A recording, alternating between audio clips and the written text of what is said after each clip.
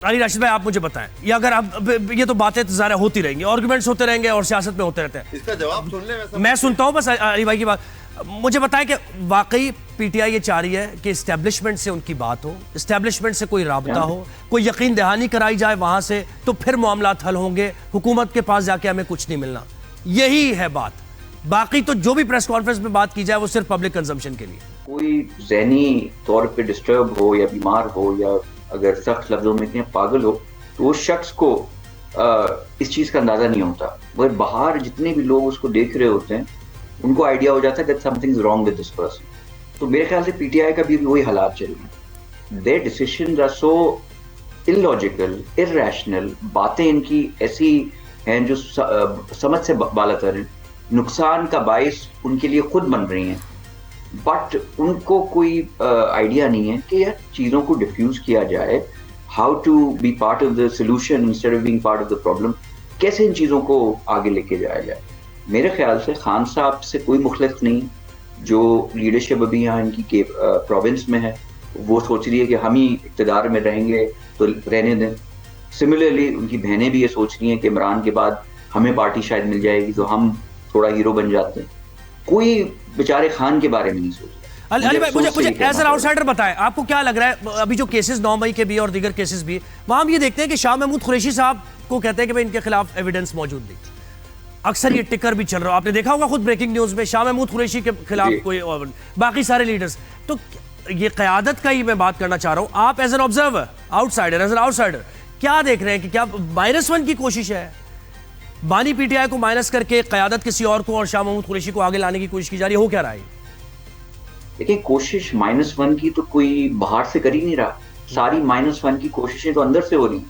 अगर आप इनका रवैया उठा के देखें पीटीआई की करंट क़यादत का, वो तो इमरान खान को और स्लिपरी स्लोप से नीचे धकेला जा रहे हैं, एक तहखाने में, डंजन में, कि वो बियॉन्ड रिपेयर चीज़ें चली जाएं, बियॉन्ड टॉक्स चीज़ें चली जाएं।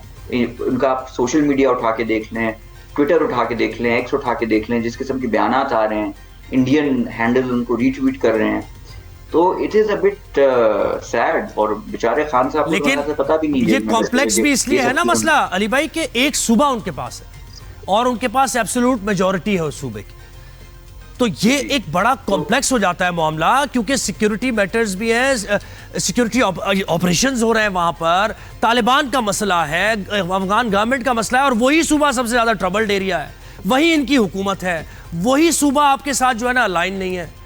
तो पाकिस्तान के लिए तो एक कॉम्प्लेक्स फंसी हुई सूरत हाल है ना सर। ये हमारे लिए तो है, मुश्किलात हैं ना, हम तो फिर भी देखें एज ए डेमोक्रेसी हम तो चाहते हैं सब साथ बैठे, चाहे ऑपोजिशन हो, चाहे लोग हों, सूबा हो, नहीं हो। जाहिर सी बात है, बहुत अच्छा पॉइंट है आपका कि बड़ा एक सूबा है जहां खास तौर से सिक्योरिटी के काफ़ी इश्यूज है, तो बिल्कुल हम चाहते हैं बैठे, नहीं भी होते तो भी हम चाहते बैठे, मगर उसका हल क्या है? माजी में भी कमिटीज बनी कि जी डायलॉग होगा, जब खान साहब जेल में नहीं थे उस वक्त भी उन कमिटीज के पास पावर नहीं थी कि वो बात कर सकें। वो बार बार बाथरूम में जाके अपने फ़ोन कर रहे होते थे खान साहब को, भाई ये बात हुई, अब क्या कहना है, अब क्या कहना है। या तो आप जो अच्छा, और इनके पास कोई केपेबल क़यादत है नहीं। पीटीआई में कोई इतना काबिल इंसान नहीं है जो आके बात कर सके या कुछ डिलीवर कर सके।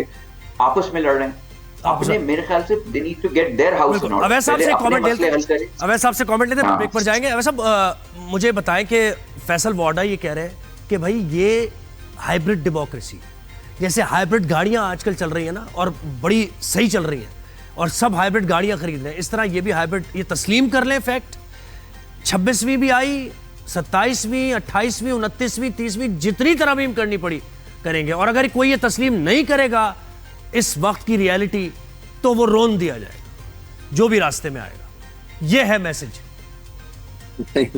ये वाडा साहब के इरशादात तो हो सकते हैं, लेकिन ये मुल्क को चलाना गाड़ी चलाना नहीं होता। मुल्क एक निजाम के तहत चलता है, इसलिए गाड़ी चलाना और उसमें बड़ा फर्क है। और ये कोई हाइब्रिड सिस्टम के ऊपर कॉन्स्टिट्यूशन नहीं बना करते और ना चला करते हैं।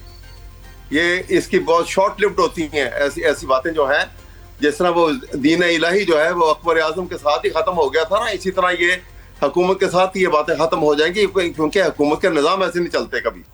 आप क्या यहाँ से जुडिशरी को ख़त्म करके, रूल ऑफ लॉ को ख़त्म करके, तो क्या आप मुल्क को चला लेंगे? नहीं चलेगा।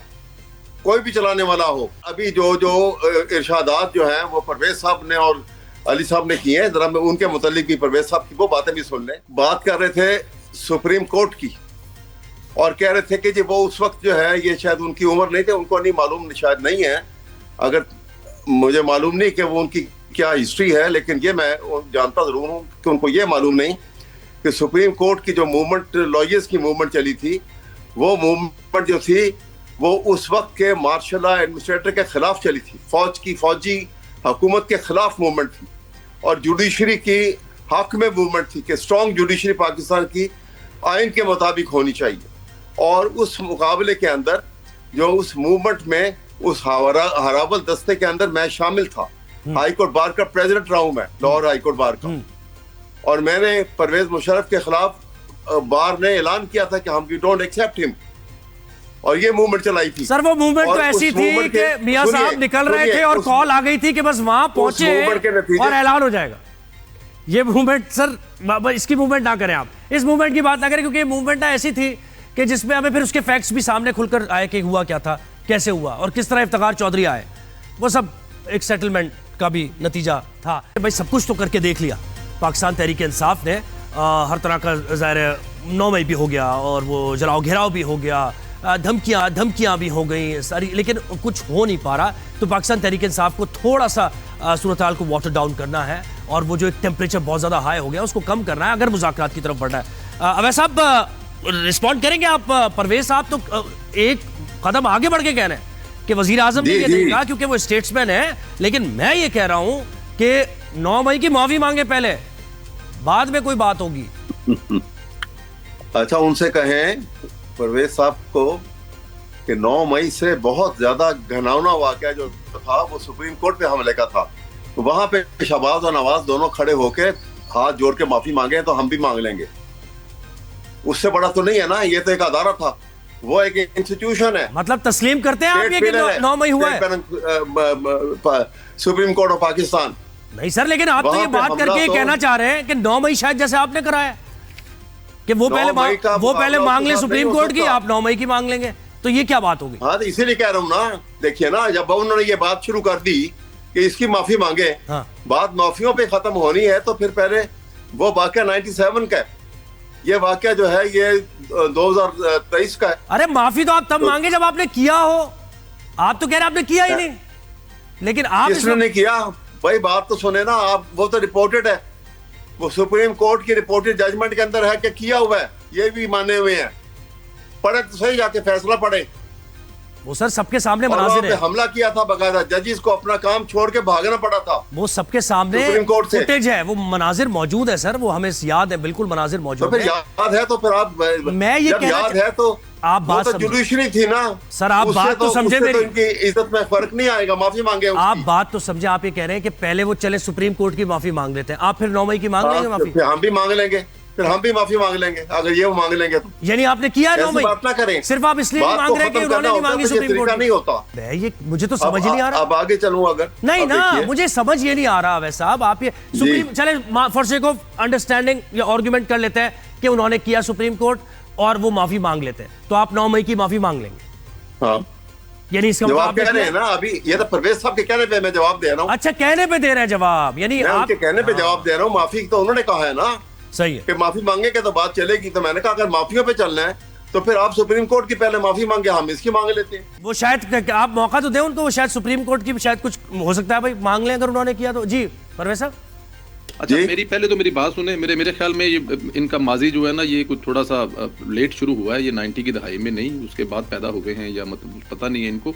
अगर उस दौर में देखा जाए ना, तो वो जिन लोगों ने किया था ना, उन लोगों को बाकायदा सजाएं हुई थी, और PMLN से उनका हमेशा के लिए तल्लक खत्म हुआ था।